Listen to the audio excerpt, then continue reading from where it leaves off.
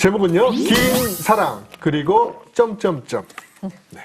제 아내와는 대학교 때 CC로 만났습니다. 그리고 졸업 후 직장 생활을 몇 년 함께하며 돈을 모은 후 결혼해 현재 4살 된 아들을 하나 두고 있습니다. 학창 시절부터 지금까지 아내와 함께한 시간을 계산하면 12년째입니다. 그런데요, 요즘 제 마음에 문제가 생겼습니다. 아내에게 더 이상 설레지 않습니다. 그리고 회사에 새로 들어온 발랄하고 귀여운 막내 여사원들의 풋풋한 행동들에 자꾸 눈길이 갑니다. 그럴 수 있죠. 그렇다고 제가 아내를 미워하거나 멀리하는 것은 아닙니다만 이전에 가졌던 설레는 사랑의 감정이 식어버렸습니다. 어떻게 하면 좋죠? 무엇이 문제일까요? 네, 네가 문제야. 지금. 권태기라고 해야 될까요, 지금? 근데 그런 것 같긴 해요. 그죠? 진짜 권태기 같아요. 네, 흔히 말하는. 어느 정도 굉장히 좀 익숙해진 것 같아요. 한 12년 차 되니까. 지금 권태기 저요? 겪어보셨어요? 권태기, 글쎄, 권태기가 뭔지 모르겠어요. 지금 권태기 같다며요. 저는 자기 부담에 지금 완전히 빠지셨어요. 아니에요. 저는 권태기 없습니다. 아직. 아직은. 네네. 이야. 진짜. 몇 년 차시죠? 지금 2008년이니까요. 8년 차인가요? 9년 차인가요? 8년 차세요. 네, 8년 차요. 8년 차시면 12년 차에 옵니다. 네. 4년 남았네요. 네. 근데 저는 연애할 때, 네. 연애할 때 진짜 약간 권태기 같은 거 저 혼자. 오래 일단 연애하셨죠? 예, 근데 5년 꽉 채워서 거의 했는데 그 사랑의 언어라는 거 있잖아요. 우리 그 게리 체프만 님이 쓰신 5가지 사랑의 언어라는 책 중에 왜 사랑의 언어라는 게 있는데 전 좀 또 스킨십이 저는 1순위거든요. 근데 이분은 또 별명이 선비예요. 저를 저렇게 손을 대질 않아. 그래서 제가 처음에 뭘까 이분은. 그러니까 이렇게 왜 지금 결혼 9년 정도 했으면 뭔가 백허그의 추억이 한 번쯤 있어야 되는데 그게 절대 없어요. 이분은 이 사랑의 표현이 봉사와 함께하는 시간이야. 자꾸 같이 있으면서 뭘 설거지를 하고 청소를 이게 되게 사랑의 표현인데 너무 감사하지만 저는 저의 손을 한 번 더 잡아주고 제 머리를 좀 쓰다듬어주고 그렇죠. 여자들은 좀 그런 거 좀 좋아하죠. 이렇게 저를 안아주고 이러면 정말 사랑을 느낄 텐데 그러질 않으니까 머리로 너무너무 잘 아는데 저를 사랑한다는 걸 외로울 때가 있더라고요. 근데 연애할 때도 그러다 보니까 좀 그래서였을 수도 있을 것 같고 정확한 원인은 잘 모르겠지만 아무튼 그런 권태기가 왔을 때 근데 전 좀 그런 건 있었어요. 이 감정이라는 것이 분명히 있다가도 없고 없다가도 있다는 것에 대한 믿음은 있었어요. 근데 그 남편에게 바라지 마시고 먼저 다가갈 수도 있잖아요. 아니 전 언제나 먼저 하는 스타일이죠. 지금 권태기 사연이 나오니까 김수영 씨랑 에스더 씨만 무슨 bom을 터진 사람들처럼 얘기하는 아까는 언니 두 분께서 그러셨어요. 지금 저희가 지금 할 말이 많다고요. 둘 다 안 겪어봤다면서 할 얘기 너무 많아. 저 겪어봤어요. 근데 이 감정이 나중에 회복은 진짜 되더라고요. 감정이 다시 회복이 되는 걸 제가 경험하고 나니까 솔직히 결혼 생활 하면서도 또 감정이 좀 다운되는 게 있잖아요. 목사님 좀 그렇지 않아요? 이제 도와주세요. 그렇다고 해주세요.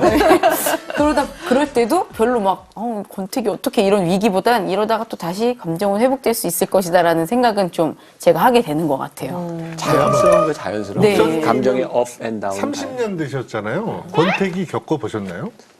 그 권태기라 그럴 수도 있죠. 그러니까 이제 몇 년 동안 서로 힘들었던 시간도 있고 나는 뭐 나중에 이제 들은 이야기지만 우리 집사람이 나하고 못 살겠다는 생각을 해본 적도 있고 내가 굉장히 이기적이었다 그러대. 난 잘 모르겠는데. 근데 늘 저게 문제예요. 그러니까 이 감정이라고 하는 것은 정말 상대적이기 때문에 예, 이제 어떤 상황에 따라서도 그렇고 이제 본인들이 느끼는 건데 나는 감정의 기복이나 권태기가 오는 것은 너무너무 자연스러운 현상이라고 생각해요.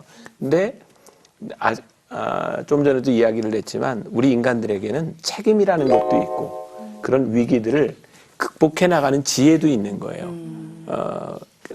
감정대로 살면 절대로 우리들에게 주어진 것을 지킬 수 없어요. 그래서 그런 이제 책임이라고 하는 것이 우리들에게 굉장히 이제 중요한 일이고, 그 성경에 보면 대표적으로 우리들이 이제 유혹이라고 하는 면에서 두 사람을 얘기, 하나는 요셉, 보디발의 아내가 유혹할 때 이기잖아요. 그 다음에 다윗, 그 바세바를 보고, 목욕하는 바세바를 보고, 유혹에 넘어가요.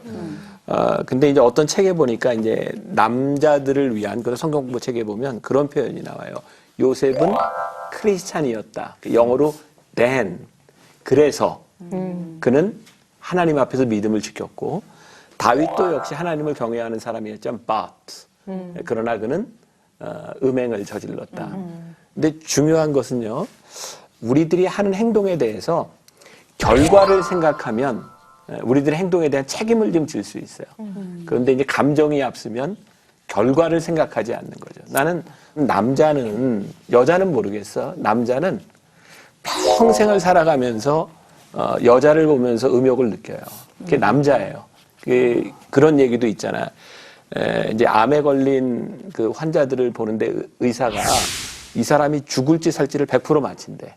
근데 어떻게 맞히냐면 암 환자가 왔는데 짧은 치마를 입은 간호사가 딱 들어갔는데 눈길을 주면 살 가능성이 있고 거기에 눈길을 안 주면 살 가능성이 없대요. 이제 그만큼 남자는 그런 존재인 거예요. 그러니까 이제 남자라고 하는 존재는 하나님도 참 그렇게 지어놓으셨네요. 근데 뭐 요즘 50, 60대 여자들도 송중기의 가슴이 설렌다며. 아, 그럼요. 근데 전 너무 근데 이해가 이제 가요. 그게 마음뿐이냐. 근데 남자들은 훨씬 더 그 시각적인 것에 그런 것들이 많이 있죠. 그러니까 이제 그런 모든 것들에 내 감정에 충실한다면 가정이나 이 사회가 어떻게 되겠어요? 난 그래서 사실 이게 내가 목사기 때문에 하는 이야기가 아니라 진짜 가정을 지키는 건 신앙이에요. 그래서 나는 결혼 주례할 때 그런 얘기를 하는데 신혼여행 갈 때 꼭 성경책 가져가라. 그리고 남자들이 출장을 가게 되면 꼭 가능하면 상황이 된다면 부부가 같이 가는 게 좋고 그런 상황이 안 될 때는 가방을 탁 열었을 때 제일 먼저 성경책이 나오도록 해라. 그리고 요즘은 이제 스마트폰 다 있으니까 거기에 가족 사진을 꼭 넣어라. 그래서 내가 딱 볼 때 내가 누구에게 속한 존재인지를 알아야 돼요. 그러니까 내가 하나님께 속한 사람일 때 영성이 도덕성을 지켜줘요. 그러니까 우리들이 도덕성을 지키는 것은 내 의지보다 영성에 있어요. 그래서 우리들이 신앙으로 영성을 지킨다고 하는 것이 도덕성을 지키고 도덕성이 지켜지면 가정이 지켜지는데 그래서 난 진짜 이 사회를 보면서 교회와 신앙이 소망이라고 생각해요. 진짜 이 기준은 정말 자기 자신이 모르지 않는다. 사실은 다른 사람이 정확히 말해주길 바라지만 그건 되게 좀 핑계가 될 수도 있는 것 같아요. 권태기가 딱 왔을 때 그냥 너무 어렵게 돌려 말고요, 목사님. 진짜 어떻게 딱 이겨내면 좋을까요? 뭘 딱 하나를 생각할까요? 나는 책임이라고 생각해. 책임. 그러니까 우리가 가정을 하나님이 주셨을 때는 이게 내가 선택한 일이잖아요. 그러니까 우리들의 모든 선택에는 책임이 따르는데 사람들이 무책임한 거예요. 하나님이 우리를 부르셨을 때 자유만 주신 것이 아니라 우리들에게 책임과 의무도 주셨어요. 그러니까 오늘날 나는 이 사회에 큰 문제 가운데 하나가 뭐냐면 우리들의 자유를 너무 강조하는 거예요. 인권 굉장히 중요하기는 한데 그것에 대한 책임들도 우리들이 가르치는 것이 중요하고 우리가 이제 그래서 이제 신앙 교육 우리들에게 주어진 책임에 대한 문제들을 조금 더 좀 깊이 다뤄야 되지 않을까. 그 사랑의 감정에 빠졌을 땐 마치 이렇게 뭐가 최면 걸리고 마취당한 것처럼 이렇게 책임까지 뭐 이렇게 더 멀리까지 그냥 난 이 감정 속에 이렇게 머무르고 싶을 수도 있겠지만 물론 이제 뭐 막 10대, 20대 그 풋풋한 그런 사랑들은 그런 감정도 마음껏 느끼고 이런 사랑의 행복감 속에도 젖어볼 필요도 있겠지만 또 이제 자기가 책임을 져야 할 위치에 있을 때는 사랑과 책임을 동시에 우리가 이것을 이렇게 바늘과 실처럼 이렇게 함께 생각해 나가는 과정 이것도 우리가 진짜 성숙한 어떤 크리스찬으로서 반드시 필요한 어떤 부분이겠고요. 내가 한 가지 이야기를 할게요. 그 책임과 연관지어서 우리 집사람이 나한테 이제 하는 이야기가 있어요. 이제 목사라고 하는 이 직업은 많은 여자 성도들에게 노출돼 있잖아요. 그렇죠. 다른 어떤 것보다도.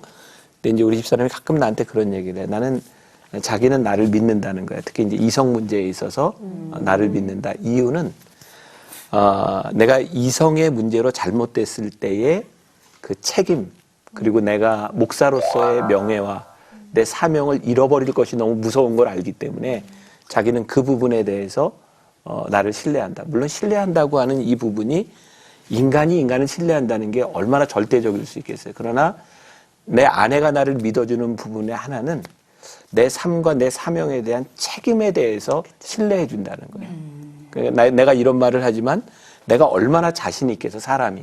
그러나 그것은 내 삶에 굉장히 중요한 가치이기 때문에 내가 지키고 가려고 노력하는 거고. 그리고 내가 우리 교인들한테 얘기하지만 제일 감사한 건 내가 지금까지 지킨 것에 대한 감사예요. 근데 앞으로 내가 어떻게 내 삶을 자신 있게 얘기하겠어요. 그런데 그렇게 노력하면서 사는 거지. 오직 복음, 오직 믿음. CTS